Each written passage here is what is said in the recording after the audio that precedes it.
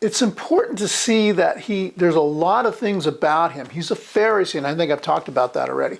He's a Pharisee. So he is a Jew's Jew. He is a Pharisee. He's a pious one in that culture. And he hates Jesus. He hates the fact that these people are alluding to the fact that perhaps the law is going to be done away with even though they really weren't saying that, but that was the accusation, especially against Jesus and then later on against the apostles. He hates it to the point where he is actually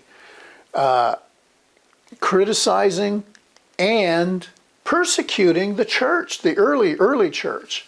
And he's dragging people out of their homes and, taking them before the elders of the Sanhedrin Council, and he gets letters to go up to Damascus to get more people. He says, I hear there's a bunch of them up there now. I want to go up there and get them. And they go, yeah, here's some letters authorizing you to bring them back. And he's breathing, the term is he's breathing murders and threats against the church.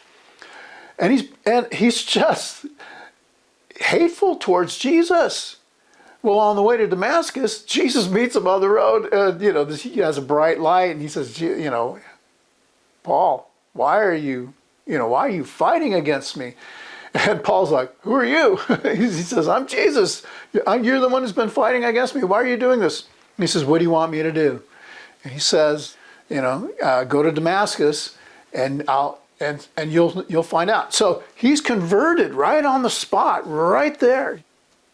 Through a vision, he sees that this is a guy. Jesus tells him there's a guy who needs to learn about me, and you need to go talk to him.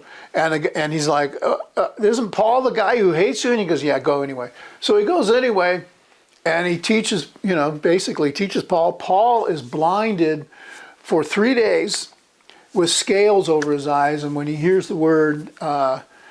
The scales fall from his eyes, and immediately, and this is something you find in Acts, immediately there's an urgency, he's baptized.